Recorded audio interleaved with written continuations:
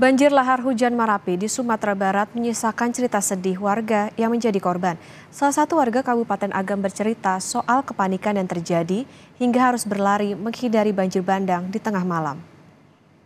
Sekitar kurang lebih jam 11 malam. Jam 11 malam, saat Ya. itu Bapak dan keluarga beristirahat atau bagaimana Pak? Boleh diceritakan? Ya Bu, ya boleh. Waktu itu kan saya lagi di rumah. Jadi kira-kira jam 11 malam itu, emang sih pertamanya ada adik yang nanya, itu di atas tuh namanya di Cimantiang namanya ya, bagian atas. Bilang di atas hujan deras banget gitu. Terus dia nelfon kayak anak saya yang paling gede, Aisyah. Dia bilang ada bapak nggak di rumah? Masalahnya di atas hujan deras banget. Takut kenapa-kenapa gitu. Jadi waktu itu saya lagi di rumah. Supaya lebih ngepastiin, saya juga sementara pas dengerin tuh kayak semacam gemuruh berkepanjangan itu ya. Jadi saya supaya lebih ngepastiin lagi, itu di sebelah kanan rumah saya tempat tinggal itu kan ada musala. Di musala itu kan ada ya semacam apa namanya genangan apa kayak semacam genangan air apa. Jadi pas saya lagi mastiin itu, makanya saya lihat aja lah ke musala itu gitu. Iya. Naik apa enggaknya air.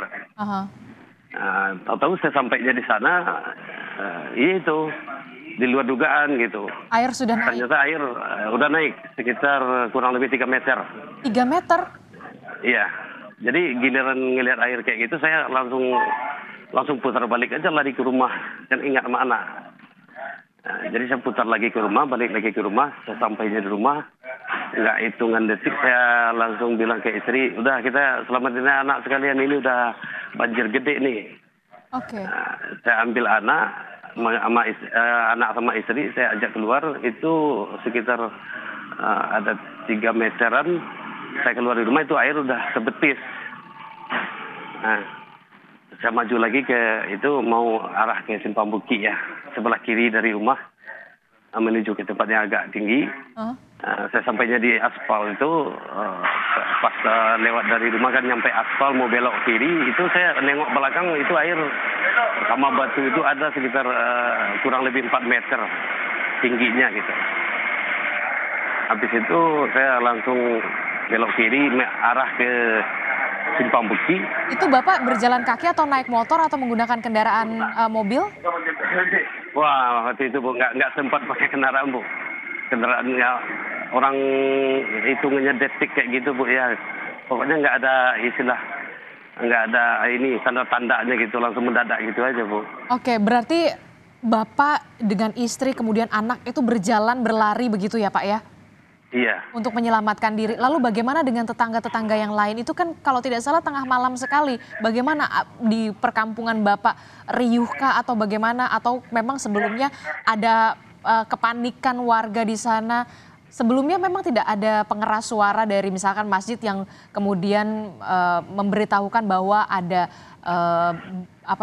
naik air atau bagaimana sebelumnya Pak? Oh, di lokasi itu memang kebetulan waktu itu mendadak semua Bu. Secara tiba-tiba gitu, nggak ada istilahnya tanda-tanda apa selain ya suara gemuruh kayak gitu. Gemuruhnya kencang sekali ya Pak ya? Iya, sama tetangga di sana juga sama kayak saya Bu, kagetnya bukan main Bu.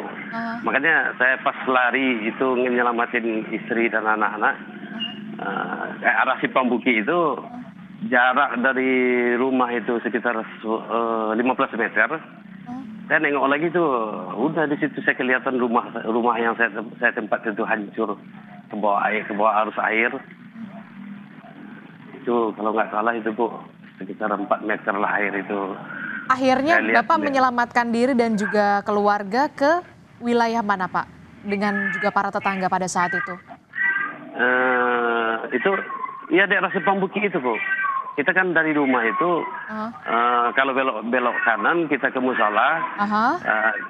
Kalau kita belok kiri ya ke Simpang Bukit, namanya itu agak datarannya agak tinggi dikit.